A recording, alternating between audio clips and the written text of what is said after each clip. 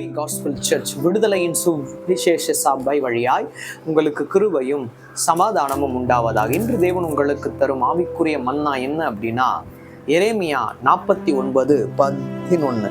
திக்கற்றவர்களாய் போகும் உன் பிள்ளைகளை ஒப்புவி, நான் அவர்களை உயிரோடே காப்பாற்றுவேன், உன் வித்தவைகள் என்னை நம்புவார்களாக. திக்கற்றவர்களாய் போகும் பிள்ளைகளை யாருக்கிட்ட ஒப்பு கொடுக்கணுமா? தேவன் கிட்ட. ஏன் அப்படின்னா, அவர்தான் அவர்களை உயிரோடு காப்பாற்ற வல்லவர். திக்கற்றவர்களை யாரும் தேடி சென்று அவர்களை விசாரிக்க மாட்டார்கள். ஆனால் தேவன் அவர்களை உயிரோடு காப்பாற்றுவார். விதவைகள் ஆண்டவரை நம்பி இருப்பார்கள்.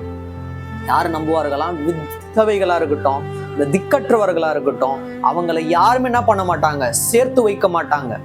எல்லாரும் ஒரு மாதிரி தள்ளி தான் வைப்பாங்க. ஆனா தேவன் தள்ளி வைக்கிற தேவன் அல்ல. அவர் அவங்க கூட இருப்பார், அவர்களை உயிரோடு காப்பாற்றுவார். ஏனென்றால் அவர்களுடைய நம்பிக்கை தேவன் பேரில் இருக்கிறது. அதனால அவர்களுடைய நம்பிக்கை ஒரு நாளும் வீண் போகாதபடிக்கு தேவன் பாதுகாத்துக் கொள்வார். நாமும் ஆரம்ப காலகட்டத்தில் திக்கற்றவர்களாய் இருந்தோம். நம்மை தேடி வந்து நம்மை உயிரோடு வைத்து நம்மை காப்பாற்றி இருக்கிறார். நாம் அவரையே நம்பி இருக்க வேண்டும். அவ்வாறு நம்பி இருக்கும் போது இனிமேலும் நம்மளோட வாழ்க்கையை அவர் காப்பாற்றுவார். நம்மை உயிரோடு மேன்மையான சாட்சியா எடுத்து பயன்படுத்துவார். தேவன் தாமே உங்கள் யாவரையும் மென்மேலும் ஆசீர்வதிப்பாராக. ஆமென்.